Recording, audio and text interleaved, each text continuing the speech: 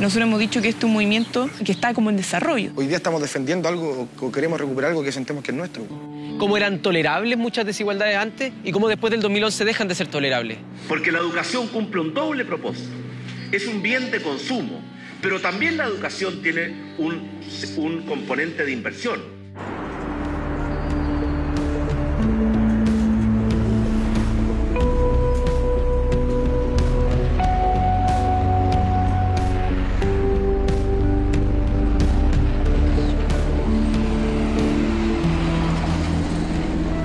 Estamos en la ciudad de Santiago, capital de la región metropolitana. En ella viven más de 6 millones de habitantes. Mientras la urbe se enciende, miles de estudiantes se organizan para cambiar el rumbo de la educación. Un movimiento que tendrá carácter nacional y que logrará la empatía de la inmensa mayoría del país. Así, el año 2011 es recordado como el año de la educación en Chile, descolocando al gobierno y al poder político en una lucha educacional que aún no se resuelve.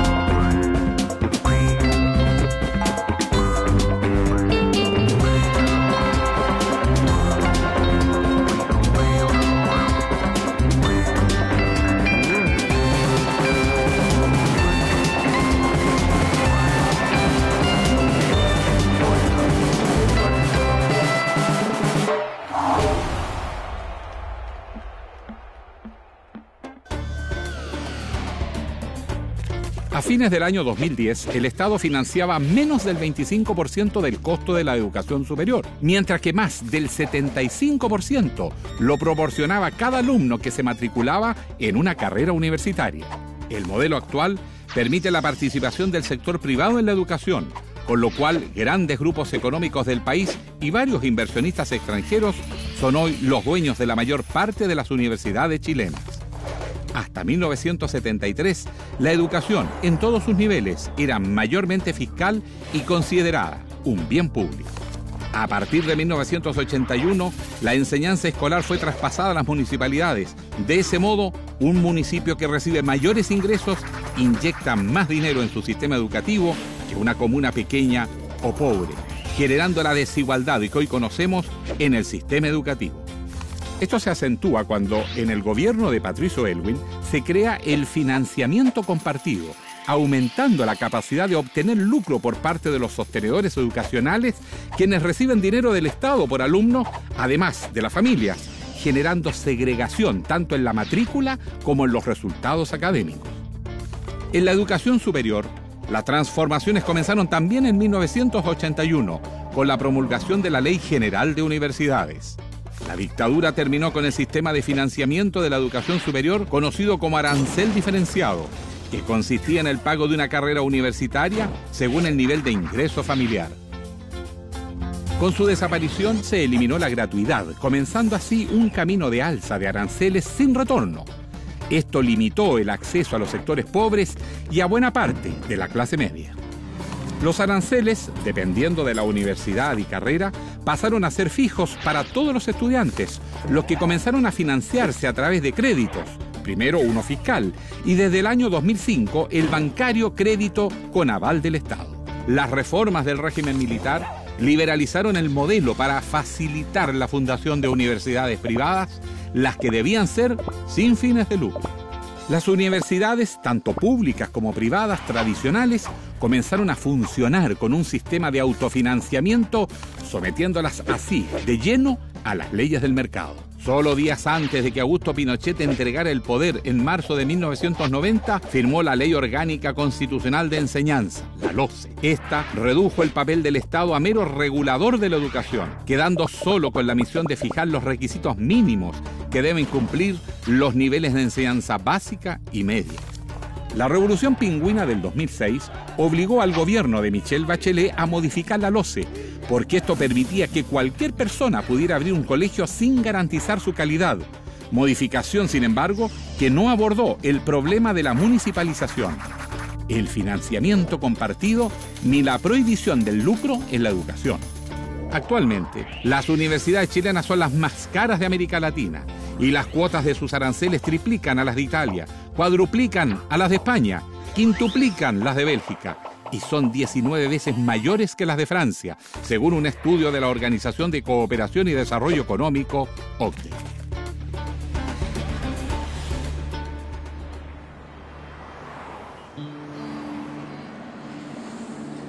En marzo del 2011, los estudiantes universitarios, a través de una declaración pública, manifiestan su malestar por el retraso en la entrega de becas estudiantiles, un hecho que va a dar paso al mayor movimiento estudiantil que se conozca.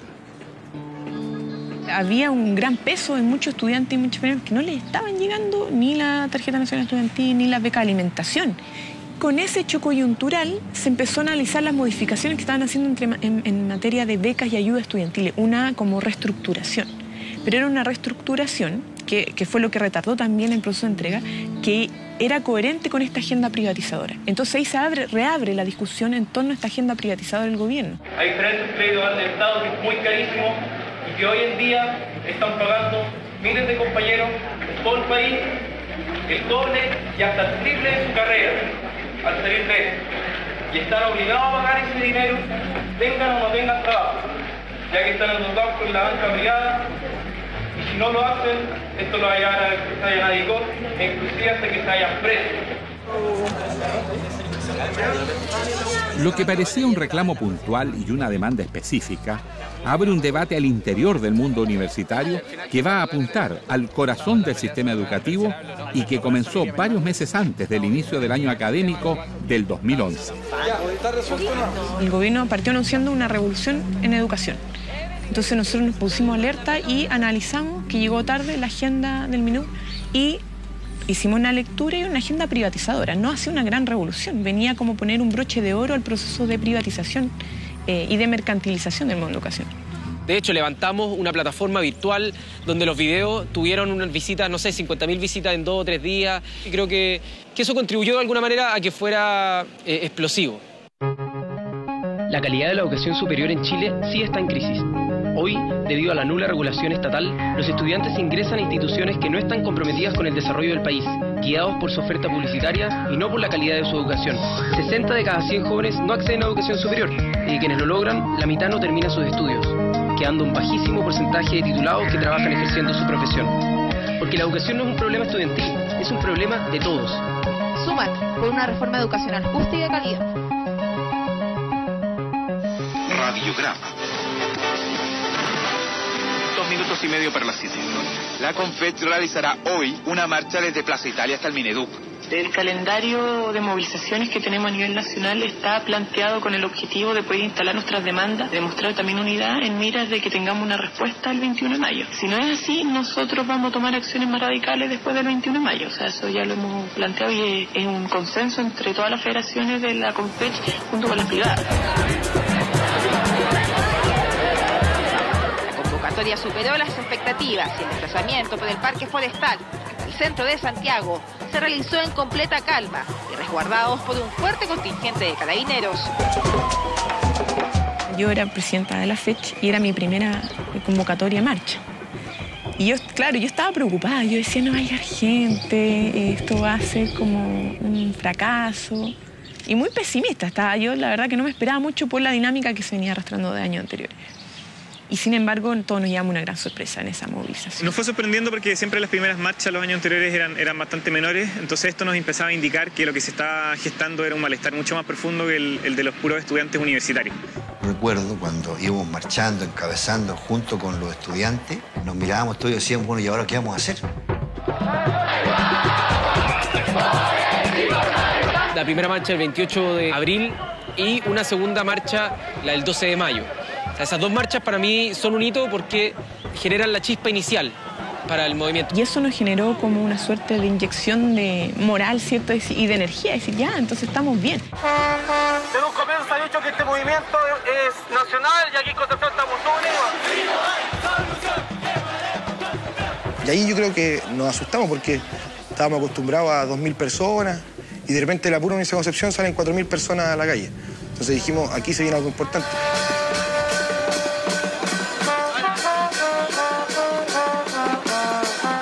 Por primera vez pudimos superar las barreras de la demanda parcial, gremial, que la beca aquí, que la tasa de interés acá, y logramos hacer del fortalecimiento de la educación pública una demanda de verdad sentida por los estudiantes. Si bien los secundarios habían apoyado la convocatoria del 28 de abril, a esta manifestación del 12 de mayo se sumaron como convocantes, añadiendo a las demandas de los universitarios su propio petitorio. Éramos alrededor de 600 cabros de mi liceo marchando. Cuando llegamos allá yo me acuerdo que empezaron a salir los pacos con luma, con caballos, y nosotros teníamos compañeros súper chicos de séptimo básico. Y nos empezaron a golpear con las lumas y nosotros estábamos desesperados tratando de ver qué hacíamos con los compañeros para que no los golpearan. Entonces para mí fue muy choqueante porque el nivel de violencia fue tremendo, tremendo.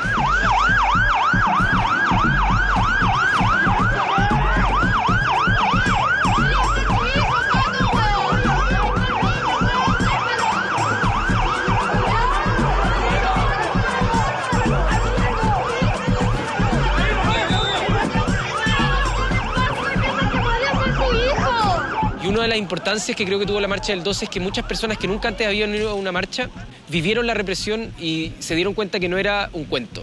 Entonces eso también fue importante porque despertó una sensación de injusticia, de impotencia y de frustración que activó mucho más. O sea, fue el remedio propuesto por el Ministerio del Interior fue peor que la enfermedad.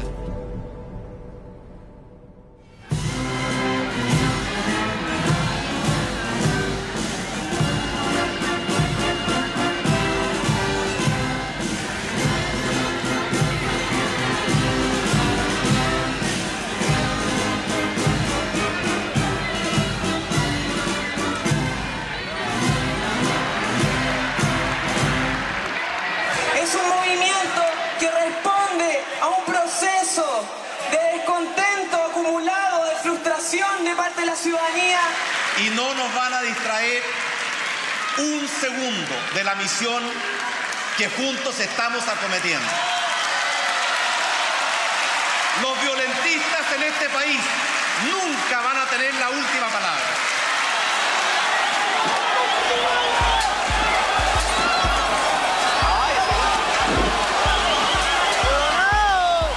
El 21 de mayo fue el primer punto de inflexión porque se interpeló al gobierno con propuestas de cambio profundo y él respondió continuando la lógica de la dictadura de la concertación y por lo tanto después del 21 de mayo quedó claro ante la gente que las movilizaciones estaban plenamente justificadas.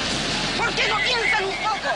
Nosotros somos pobres, la gente está enojada, está indignada y a ustedes les mandan reprimir para que salgan las piedras y salen las piedras y sale el mundo y ustedes felices.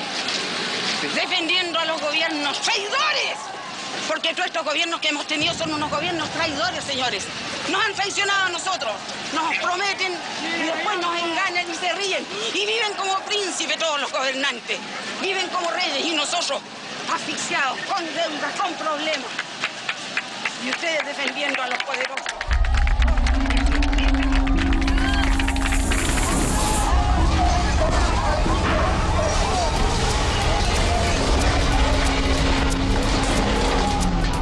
Tras el discurso del 21 de mayo y la disconformidad del movimiento estudiantil con las medidas entregadas por el Ejecutivo, los estudiantes convocaron a una nueva marcha para el 26 de mayo, apenas 5 días después del anuncio presidencial.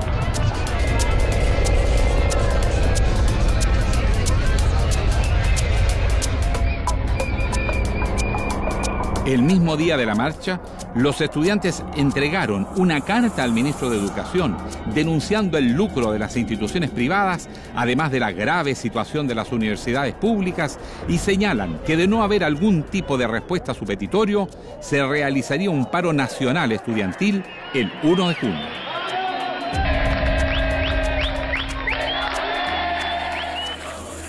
Dos días antes del paro, se reúnen con el ministro Joaquín Lavín para conocer la respuesta del gobierno a sus demandas, una reunión que parecía ser desde su origen infructuosa. Yo tengo la sensación de que él asumía el rol de un personaje en las reuniones y nunca te da una respuesta honesta.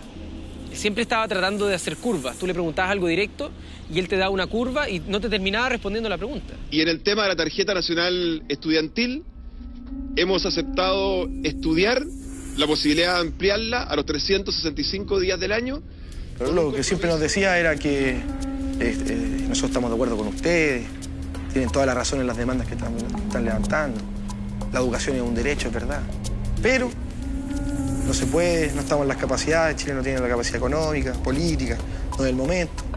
Escribimos este documento para exigir su renuncia ante su inoperancia ejecutiva, la presencia de conflictos de intereses y falta de voluntad política para allanar el camino a la resolución racional y democrática del conflicto. Y más encima, establecer conversaciones con una persona que tenía vínculos tan directos con el empresariado y la educación, o sea, él mismo, siendo el ejemplo de cómo se vulneraba la ley de manera tránsfuga, por así decirlo, deslegitimaba mucho a nuestro interlocutor. O sea, no podíamos tener un interlocutor por los conflictos de interés que habían ahí.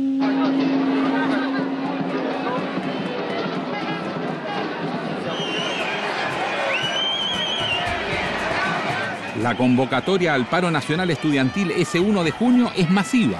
La marcha reúne a más de 20.000 estudiantes en Santiago.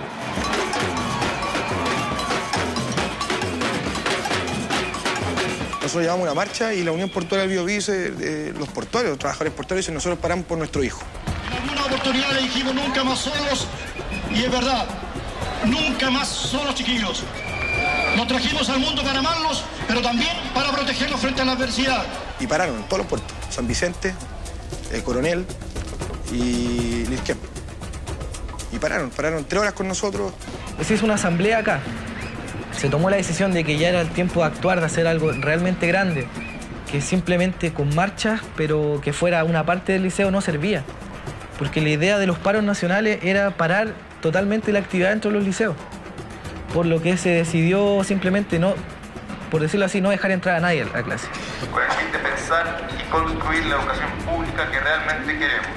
Se toman las decisiones y esas decisiones, en la medida en que son mayoritarias, se ejecutan. Se toma por mayoría. Eso fue lo que sucedió en la mayoría de los colegios e universidades que se fueron a toma, digamos. Acá el liceo creo que una vez ha votado que no a una marcha.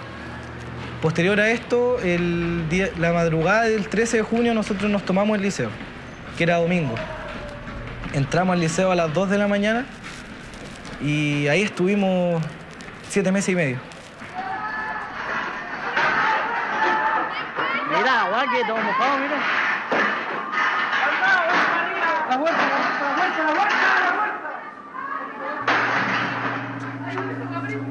Bordeamos, ¿cierto?, Casa Central, nos dirigimos por San Diego y rompimos ahí una entrada y la tomamos. Mientras las autoridades acusan a los estudiantes de realizar acciones que perturban el normal funcionamiento de los planteles superiores y secundarios, junto con los desmanes que provocan sus manifestaciones, los jóvenes responden con inéditas y diversas formas de protesta. Es que es muy simbólico y todos los estudiantes de la Chile y en general los estudiantes saben que ocupar o tomarse la Casa Central de la Universidad de Chile es un acto muy simbólico.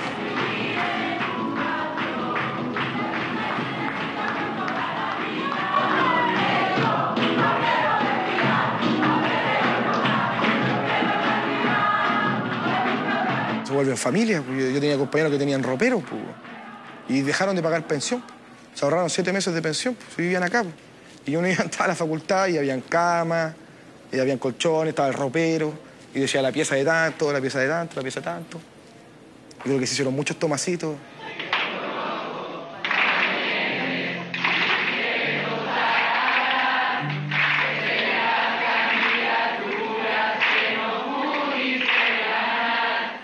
hubo muchas divisiones entre los mismos apoderados de una comunidad. Acá en el Nacional se armó un bloque que era el PAMIN, la Coordinadora de Padres y Apoderados Movilizados del Instituto Nacional.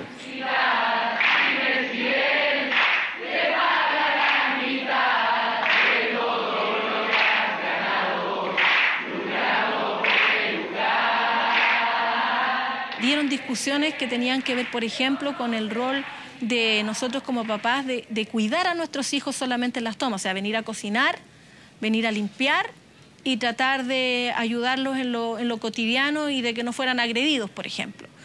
Habían papás que solamente querían eso, habían otros papás que querían hacer la revolución y habían otros papás que no querían revolución y que no querían toma y que querían clases. Entonces fue justamente una discusión franca y abierta. Muchos compañeros tuvieron problemas en las casas de que nuestras madres nos decían, ¿por qué tú? Si lo pueden hacer 1600 más que hay en tu liceo. ¿Por qué tú tenés que estar ahí día y noche? ¿Por qué tú tienes que hacer esto? ¿Por qué tú tienes que estar corriendo el riesgo? Siento que si no hay alguien, tengo que ser yo.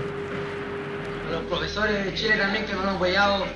Todos son los únicos que creen en nosotros, son nuestros padres que genéricamente no tienen nada, ningún lazo con nosotros, pero son los únicos que nos apoyan en esta lucha. Muchas gracias a todos los profesores de Chile. Era una sensación de un gran apoyo. Además, el profesorado en ese periodo también se fue plegando paulatinamente y hubo un momento muy significativo, que fueron miles de maestros a la calle. Siento que fuimos los valientes, los que quisimos correr el riesgo. Entonces, que nos respaldara la gente, el país así, fue lo máximo en ese entonces. Y mi novia, ¿dónde estará? En la toma, con mucho que hacer. Tan bolchevique que me salió. Yo lo hago por la educación. Tiempos de revolución social. Yo no sé si me voy a sumar. Súmate. Ven acá, solo ven a ayudar. Nosotros más que nada hacemos videoactivismo, videoactivismo respecto a la educación. Las ideas casi siempre eran súper al azar, o sea, no era como que nos sentáramos, o sea, sí nos sentábamos y todo, pero era como algo más espontáneo, como el surgir de la idea, y luego ya entre, no sé, el tiempo que teníamos empezábamos a conversar. Por ejemplo, el Gris, la letra fue una creación conjunta, como de ver qué calzaba al final en cada estrofa. Y luego ya empezábamos a ver quién era al final del mismo grupo, que nosotros mismos éramos los que actuábamos, o veíamos quién era el que mejor actuaba, o el que era como el más acorde al personaje que queríamos representar. Todas estas movilizaciones, las performances, todas esas cosas que tanto gustaron a la ciudadanía se gestaron gracias a las tomas y a los paros, y también porque la ocupación de los espacios físicos era muy simbólica. Cuando grande quiero ser astronauta, veterinaria, dibujadora o también cantante. Pero lo que más quiero es que mi hermano pueda terminar los estudios, porque él es súper inteligente, tiene muy buenas notas. Cuando entró a la universidad, en la casa, todos nos pusimos muy contentos, pero ahora mis papás están tristes porque no tienen plata para seguir pagando.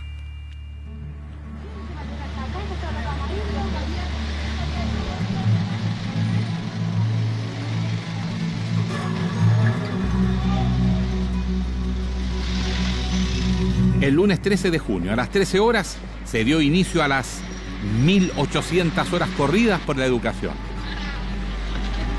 Las 1.800 fueron un acto espontáneo. En realidad estaban chicos en una asamblea de teatro pensando en cómo podían hacer una movilización distinta, y salió esta idea de, oye, ¿por qué no trotamos? Diego Vara, uno de los chicos de teatro, agarró una bandera 1:30 de la tarde y se puso a correr aquí alrededor de la Moneda. Al principio era alrededor del edificio, pero después con Carabineros quedamos en que, o sea, ellos quedaron que iba a ser alrededor por la cuadra exterior. después viene el día siguiente, hasta que empecé a ayudar en lo que era la organización, en cómo sostener un flujo de gente acá. También me encargué de todo lo que era las redes sociales, el Facebook, el Twitter, que ayudó mucho. Corrieron 4.300 personas. Sí, y todo lo que se corrió, ahí sacamos la relación del tiempo que habían corrido, con el kilómetro que es la vuelta a la moneda. Todo lo que se corrió alcanzó para dar la vuelta al mundo por el Ecuador. 8 veces Chile, dimos la vuelta al mundo por el Ecuador con una bandera.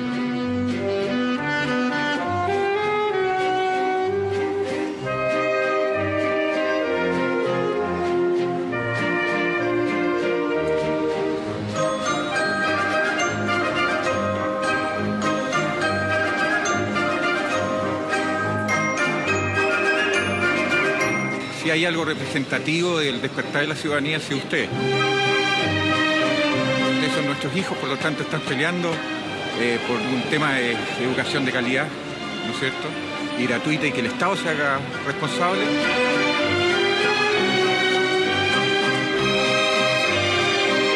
Feliz que ustedes sean de la generación de los libres. Nosotros somos de la generación de la dictadura, temeroso, miedoso. Y esto tiene que ser así.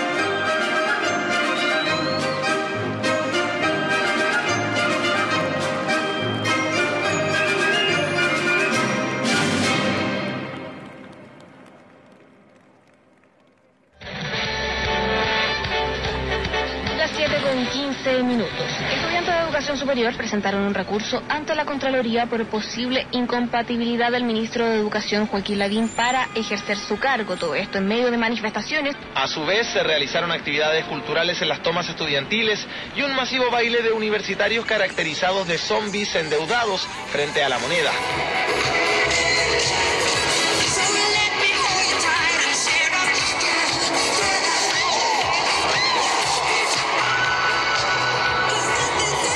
Que obviamente respondían a un objetivo político, que era cómo transmitir de mejor forma nuestras demandas, cómo reencantar a la ciudadanía, cómo en el fondo demostrar que hay otras formas de hacer política. Basta de limosnas y promesas, basta de mentiras, basta de ofertas, ahora escuchen nuestra voz. Basta de limosnas y promesas, basta de mentiras, basta de ofertas, están sordos de ambición.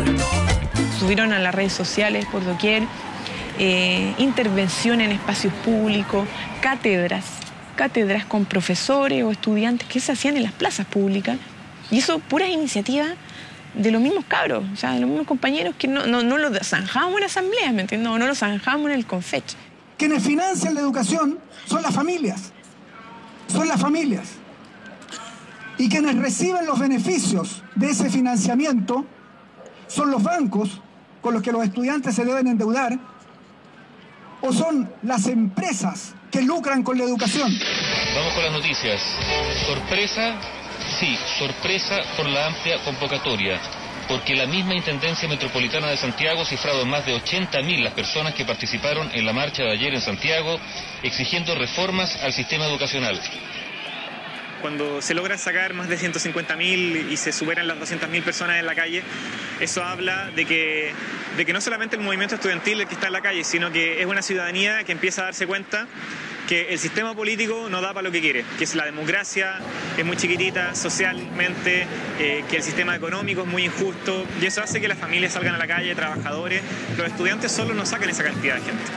Pensamos que Chile estaba como adormecido, que no querían cambios, que finalmente esto era el fin de la historia. O sea, siempre se señalaba que los grandes relatos se habían terminado, que nadie más quería cambiar, pero de repente nos dimos cuenta que no, que la gente quería grandes cambios y estaba como queriendo participar en ese proceso de cambio. Y eso era muy bonito, pero por otro lado era como una angustia, porque decíamos, ¿qué hacemos con esto?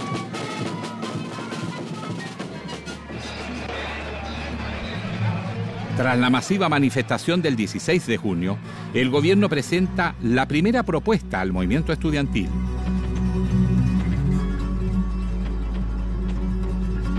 El ministro de Educación, Joaquín Lavín, se reúne con los dirigentes de la Confech en el Ministerio de Educación y les hace entrega de un documento con 7 puntos para responder a sus solicitudes.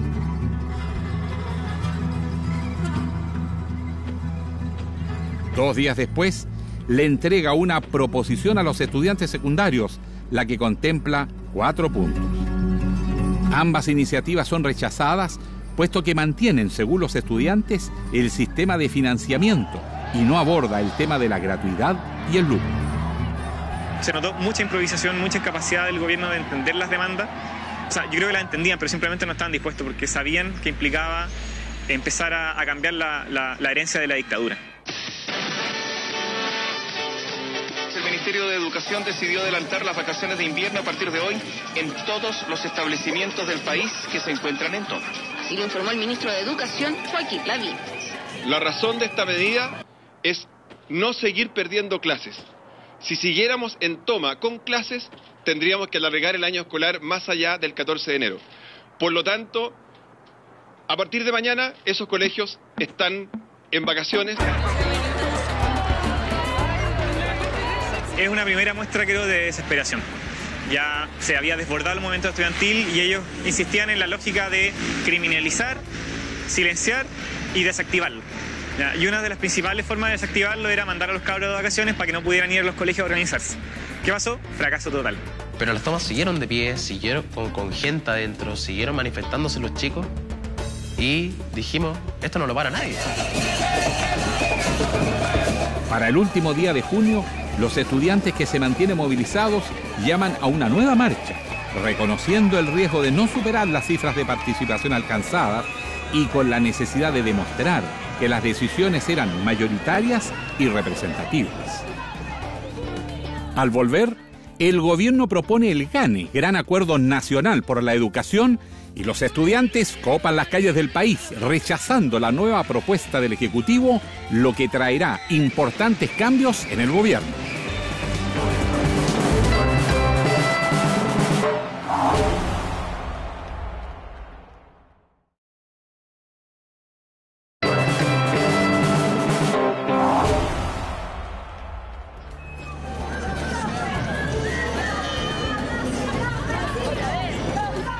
Por ejemplo, en la marcha de Santiago apenas se pudo hacer, porque la cantidad de gente casi llenó el espacio que tenía la marcha. O sea, del inicio hasta el final apenas pudimos marchar. Eso lo da de poca gente, porque era demasiada gente la que se había congregado. O sea, 200.000 personas entre Plaza Italia, estaban un poquito más acá, en Salvador, hasta pasado La Moneda. Y ahí nos dimos cuenta de que ya habíamos comenzado una nueva etapa del movimiento estudiantil y esperamos que en la historia del país, digamos.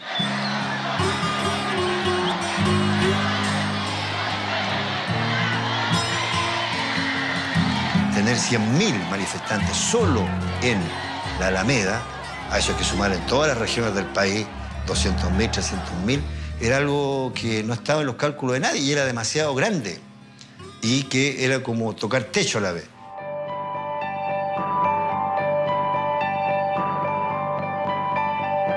Transmite el Gobierno de Chile.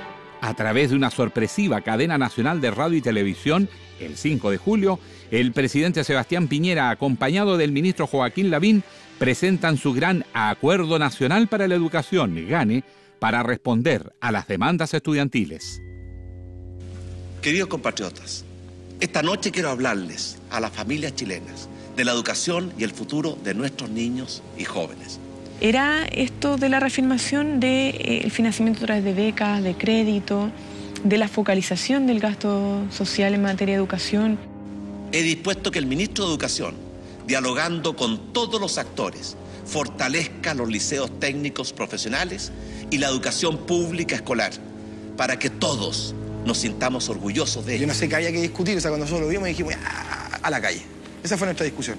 No había nada que discutir, pues si no respondía a ninguno de los planteamientos nuestros. Como presidente de Chile tomaré todas las medidas necesarias y enviaré todos los proyectos de ley necesarios para implementar con rapidez este acuerdo GANE. Acá tuvimos una asamblea, nos dedicamos a discutir el GANE y no hubo una persona que estuviera a favor de eso, ni siquiera por démosle la oportunidad al gran proyecto del presidente.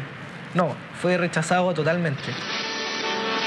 Comenzamos de inmediato con las noticias. Ayer se concretó el segundo cambio de gabinete del gobierno de Sebastián Piñera.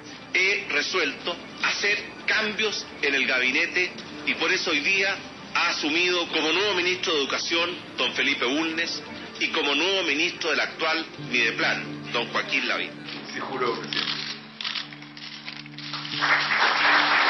Había que tener cuidado a que no fuera un triunfo, a que no fuera sentido como un triunfo, sino que era producto de la presión y era una estrategia por parte del gobierno para descomprimir un poco la presión del momento. O sea, yo creo que más que una victoria para el movimiento estudiantil, me parece que es directamente una derrota para un sector político bien particular que es la coalición. Cambiar de gabinete era cambiar el rostro, pero la política seguía siendo la misma. Entonces aquí lo importante era centrar la discusión no tanto en la salida a la VIP, que por cierto era un avance porque no podíamos dialogar con alguien que estaba involucrado con una universidad que estaba lucrando, pero que el tema tenía que centrarse en la cuestión de fondo, en la cuestión de agenda, en la cuestión de la propuesta, en las definiciones de cambio estructural en la educación. Es imposible conciliar las distintas visiones que existen sobre la educación. Es imposible satisfacer todas las aspiraciones que querríamos respecto a la educación. Lo importante es que sepamos encontrarnos en algún punto y que la intransigencia no sea finalmente el obstáculo que nos impida avanzar. En las primeras reuniones y en las primeras declaraciones públicas él deja claro que no va a ceder ni un centímetro en la lógica del sistema educativo. Por lo tanto, ahí de inmediato la salida de Lavín dejó de ser una fiesta y pasó a ser una anécdota, ¿no? Tenemos que tener un tipo duro para esto, para hundirlo más rápido, porque se dan cuenta que Lavín no era una autoridad ante nosotros. Claro. Como que nosotros lo bajamos y a ellos no les convenía. Y yo creo que cuando vimos a Bulnes fue como... Ya no rima nada con Bulnes. Sí. Ya no rima nada. Pero con este ministro, con cualquier otro ministro, con o sin Lavín, con o sin Bulnes, vamos a seguir luchando igual. Basta de individualismo. ¿O acaso quedarán sentados mirando cómo les quitan su derecho?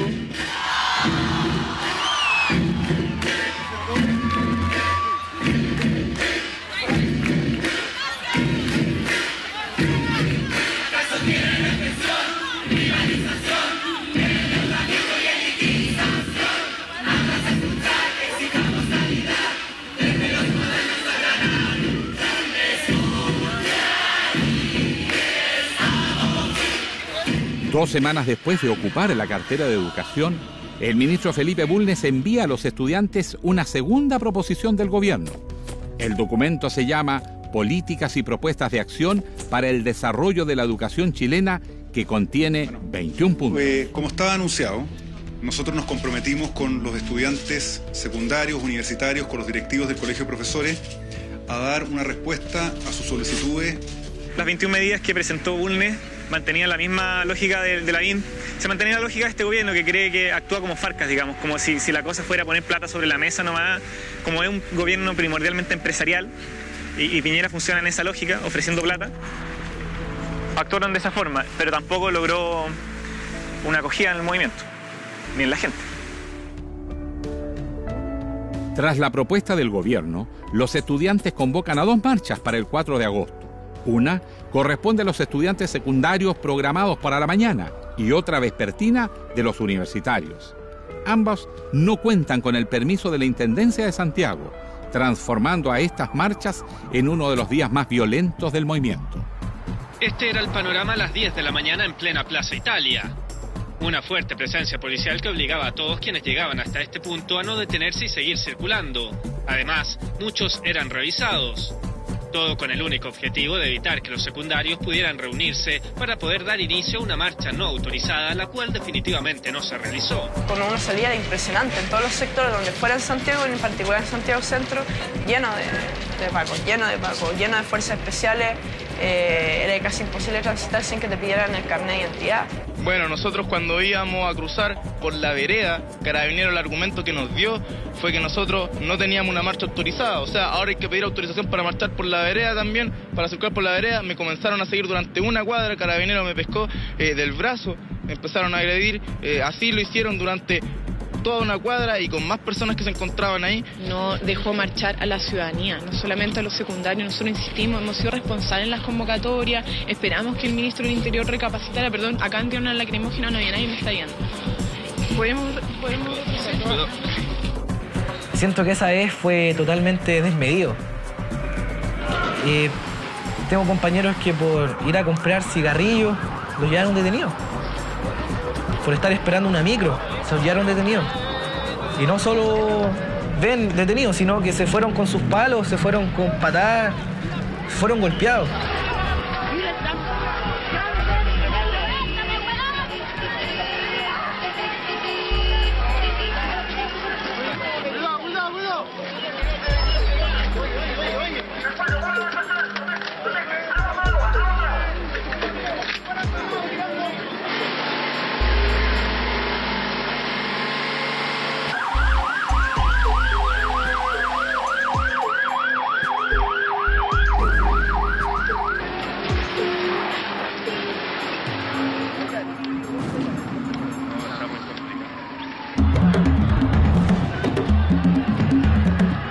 Y ahí hubieron barricadas, hubo cosas muy violentas, pero no fueron solamente los estudiantes. O sea, fue un fenómeno social inédito en la historia reciente de este país.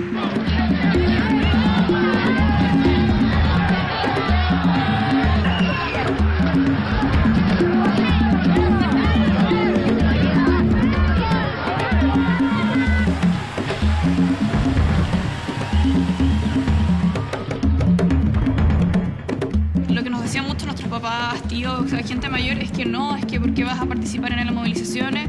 Y ahí uno sentía el miedo que ellos todavía tenían de la época de dictadura que vivieron. Entonces como que tal vez ahí también fue el despertar de que, oye, ya no estamos en eso. O sea, yo sí puedo expresar mi opinión, yo sí puedo defender a mi sobrino, a mi hijo, de que ellos sí están peleando por un fin y que ya no me van a llevar, no voy a desaparecer. O sea, puedo alzar la voz y mucha gente va a alzar la voz conmigo. Y en la noche, producto de esa represión, recuerdo que se convoca a un caceroleo y ese caceroleo trasciende a Santiago y está en todo Chile. La gente sacó su cacerola y fue una protesta popular. Fue una protesta popular 100%. La gente no podía tolerar que a los estudiantes, a sus hijos, a sus sobrinos, a sus vecinos, los estuvieran reprimiendo así en las calles.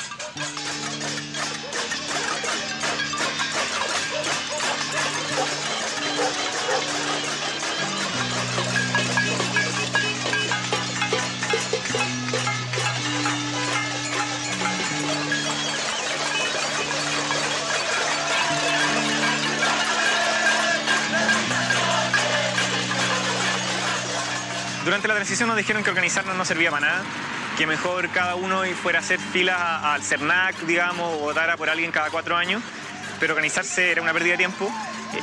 Pero de a poco le fuimos dando sentido a la acción colectiva y demostrando que con organización éramos capaces de ampliar los límites de lo que era posible, de lo que era discutible.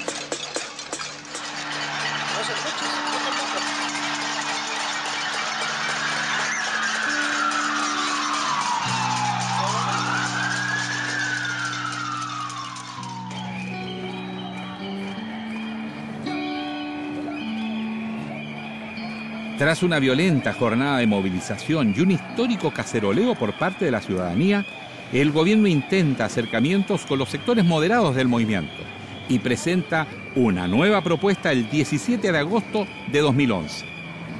Ese día se expone un proyecto donde se ofrece un sistema combinado de becas y créditos que, según el Ejecutivo, asegura que el 60% de las familias más vulnerables tendrían un apoyo directo del Estado.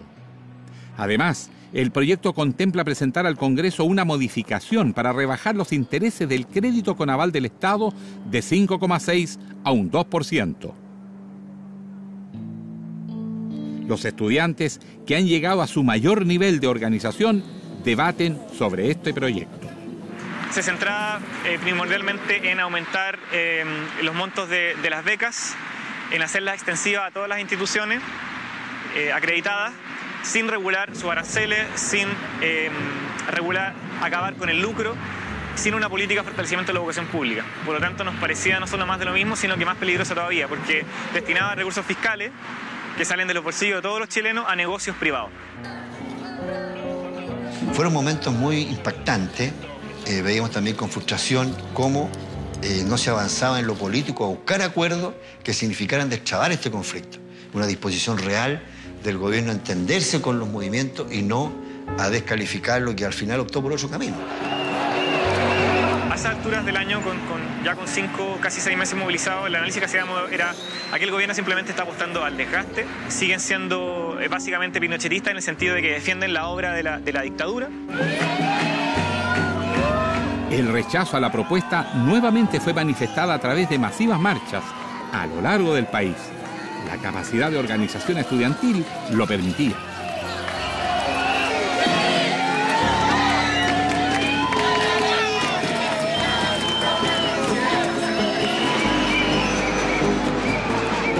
Otra vez en Santiago, la actividad sorprendió a todo el mundo, puesto que se realizó en medio de una torrencial lluvia.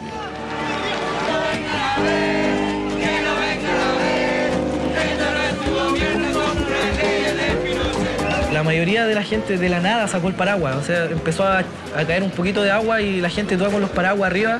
Yo pensé que la marcha se iba a disolver con la lluvia, pero al contrario, se vio más bonita, se vio más gente.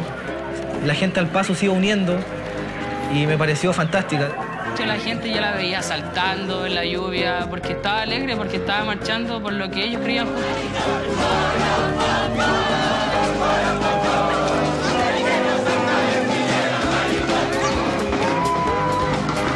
Luego de la masiva marcha de los paraguas, que demostraba que no solo eran los jóvenes y estudiantes los que se manifestaban, la organización estudiantil generó un llamado a realizar una gran manifestación que se llamó Domingo Familiar por la Educación, la que se realizó el 21 de agosto en el Parque O'Higgins.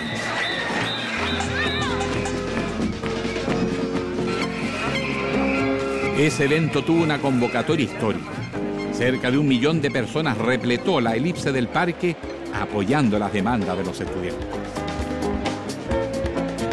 La idea de la concentración en el Parque O'Higgins surge porque nos damos cuenta de que conforme se iba radicalizando la confrontación con el gobierno, podíamos perder la simpatía de muchas familias que estaban 100% con los cambios que proponíamos, pero no con las formas de movilización. Entonces dijimos, hagamos un acto familiar, hagan un acto masivo.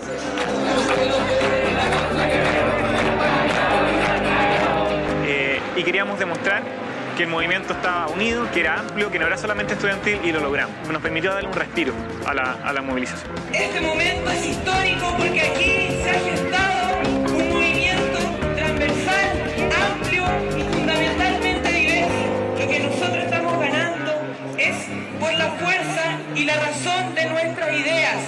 Aquí empezamos a ver cómo surgen nuevos frutos, o sea, hemos sembrado cosas, estamos viendo, bueno, todavía falta mucho por sembrar, pero se ve, ¿cierto?, un florecer, un despertar del pueblo de Chile.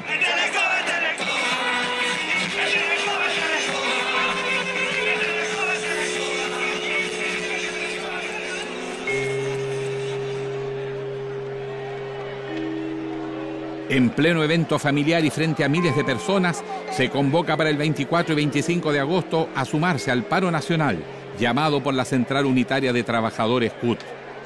No nos olvidemos el paro de la CUT, que no es solamente de la CUT, sino que tiene que ser del pueblo de Chile el 24 y el 25. Expresemos que somos una mayoría y que los cambios tienen que suceder en Chile. Pocos días antes del paro nacional, la salud de los 6 estudiantes secundarios de Buin, que durante 37 días mantenían una huelga de hambre, empeoraba. Hay que seguir luchando. Esto no puede parar. Si paramos ahora, ¿después cuándo? A mí me llamaron porque como los cabros de la ACES tenían mucha confianza hacia mí y éramos sus compañeros, pues, éramos los compañeros. Y ahí yo le digo, me acuerdo que estaba con la Camila y el Giorgio Jackson, le dije, vamos a Buin, acompáñenme, ustedes van a llevar la tele y yo necesito ir a conversar con la Gloria, creo que se llama, Gloria. Nunca vamos a conseguir algo, ya llevan años de mentir al gobierno. Necesitamos luego una solución, nosotros vamos a seguir aquí hasta el final y pedimos por favor un llamado a gritos, señor presidente, que se digne a dar una respuesta a los estudiantes chilenos. Y conversé con ellos, llegamos, que vienen estos traidores, le dijeron, no me pescó, después yo llamé al cabro Lace, el cabro Lace llama como al asesor de la niña, un viejo guatón que andaba comiendo al lado de la cabra chica y me decía incitaba a una huelga de hambre, entonces yo me acuerdo que fui bien prepotente con él y le dije, ¿por qué no te vayas a huelga de hambre vos? ¿Han sentido así en la interna que hay gente que de repente como que quiere... Yo quería ganar en términos políticos también, pues. Y una huelga de hambre lo único que hacía era perjudicar el movimiento en ese momento. Yo le decía a la niña, ¿cuál es tu piso para bajarte una huelga de hambre? Y le dije, no, el petitorio de la ACES. Le dije, ¿te sabía el petitorio de la ACES? Ya, le dije, entonces tu piso Para bajar una huelga de hambre, educación gratuita, te vaya a morir, pues. ¿Cómo? Pide un piso, pide algo, pide, no sé. Entonces, ¿qué hicieron el cambio de que la ACE fuese integrada a la mesa de negociación? Algo que es sumamente manipulador, tengo que decirlo, porque estamos pidiendo un piso político para nosotros, que era para los cabros de la ACE, bajo la integridad de una niña. Pero logró bajar la huelga. Tras el fin del primer día de paro y el término de la huelga de hambre de los secundarios, parecía que finalizaba uno de los momentos más dramáticos de la movilización. Sin embargo, el segundo día de paro sería testigo de otro hecho aún peor.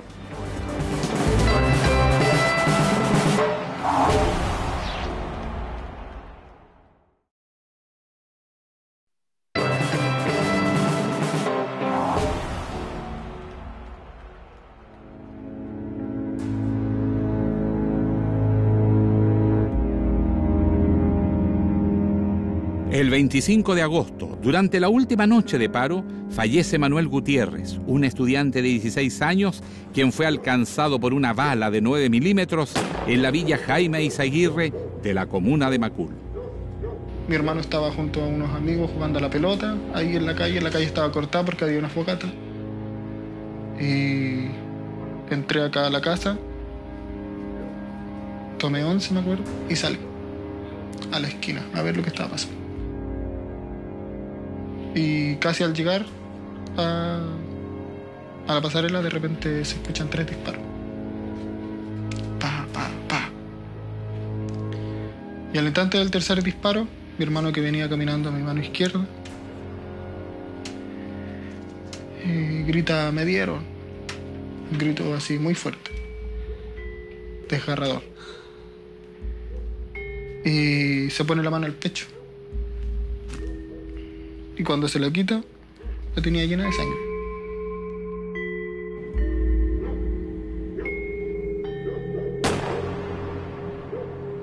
Yo me vuelvo a abalanzar encima de él y lo empiezo a hablar porque se estaba yendo. Tiraba a cerrar los ojos. Y yo le decía: "Hijo, no se vaya, despiértese, yo estoy aquí con usted. Hábleme", le decía yo. Le movía las manos para que reaccionara. La muerte de Manuel Gutiérrez produce un rechazo generalizado y las críticas por los procedimientos policiales que ya estaban cuestionados. Carabineros, con el correr de la investigación, reconoce la participación de uno de los suyos.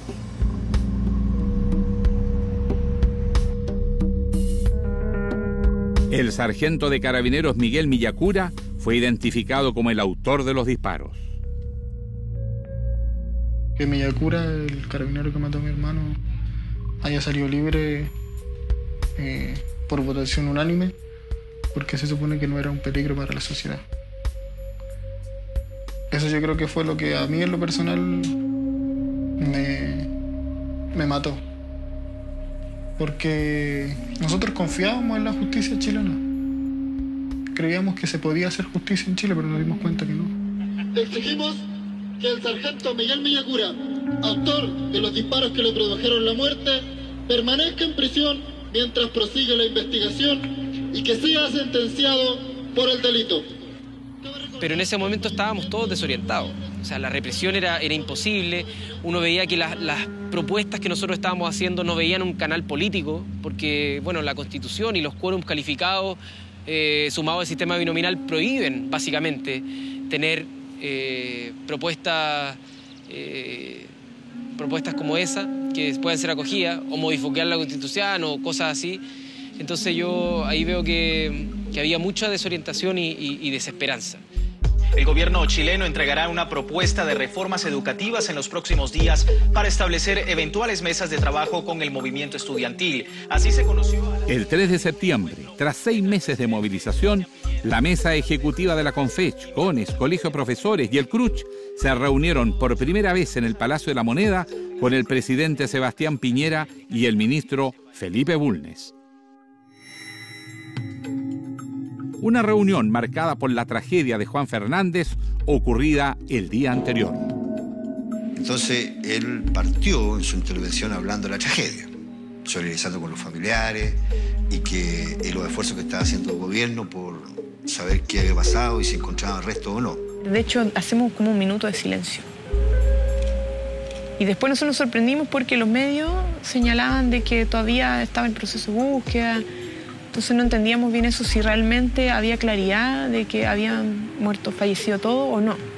La reunión con el presidente Piñera fue súper improvisada, creo yo porque cambiaron su estrategia después del accidente, que les libera presión.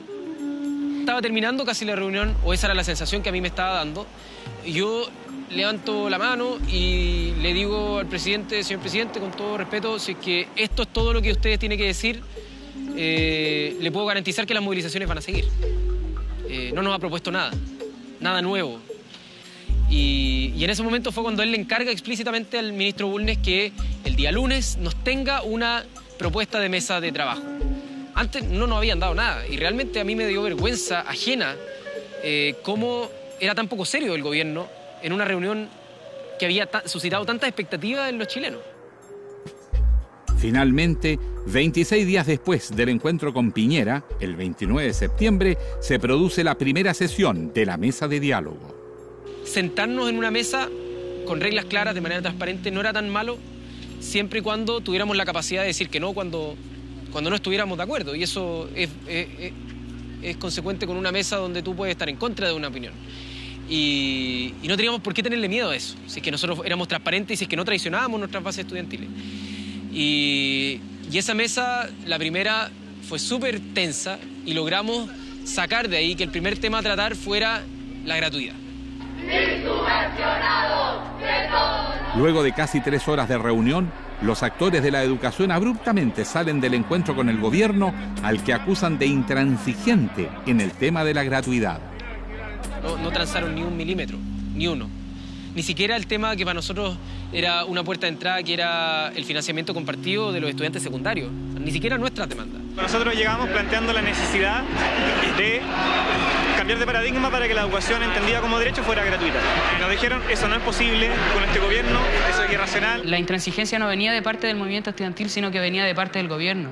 De momento que nosotros le pedíamos una estatización, él mandaba un proyecto de corporatización de la educación. Y en base a que las mesas de trabajo no cumplían o no satisfacían las banderas de lucha que el movimiento estudiantil había levantado, la mesa se quebró y los primeros en salir de la moneda fueron los estudiantes secundarios. Estamos en presencia de un gobierno que a pesar de que nuestro movimiento por una educación gratuita y sin lucro posee más de un 89% de aprobación de la ciudadanía, no quiere escuchar los gritos de nuestro pueblo, que ya sosteniendo 5 meses de movilización sigue exigiendo su derecho a la educación. Pero el gobierno ha cerrado la puerta en la cara a nuestra propuesta y cerrando la puerta también en la cara a toda oportunidad para obtener la educación gratuita. Y yo recuerdo después de ese quiebre llegar a la casa y tener náusea, vómito, quedé enfermo 2 días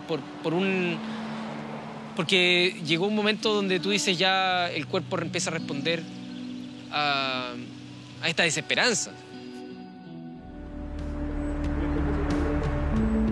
Tras el quiebre de la mesa, varias jornadas masivas de movilización y el rechazo al presupuesto en educación, los estudiantes trazan el calendario de actividades para el 2012, pues entienden que su organización y sus demandas por cambios estructurales sobrepasan lo realizado el 2011. Lo que pasó en 2011 es producto de un malestar súper profundo de la sociedad chilena que se venía gestando hace muchos años. Va a continuar este malestar profundizándose, extendiéndose en la medida en que la clase dirigente es incapaz de interpretar los anhelos de la ciudadanía movilizada. Cuando alumnos de 7º básico, de 8º básico, están debatiendo sobre asamblea constituyente, están hablando de reforma tributaria, están diciendo de que hay un problema en la educación. A lo mejor no se logró con el año 2011 la educación estatal, pero sí se logró implantar una problemática. Porque yo quiero cambiar esto y sé que para cambiar esto el camino es largo.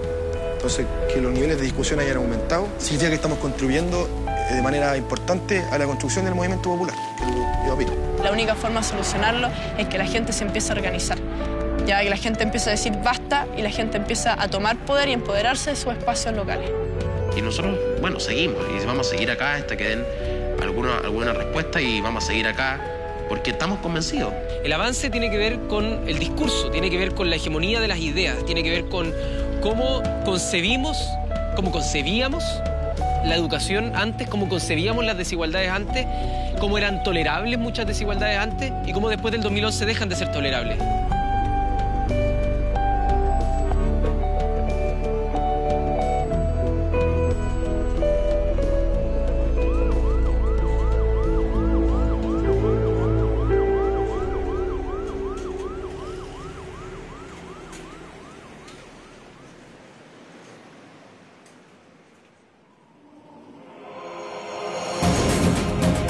Somos dueños de esa tierra. Hay días que no tenemos que comer, mi amigo. ¡Tira la vara, tira la vara! La única herramienta que tiene el pobre es movilizarse, porque de otra manera no hay. El inicio de una nueva etapa. Muchas de las cosas que están sucediendo hoy día son consecuencia de la tradición que hizo Patricio Elwin con el pueblo mapuche.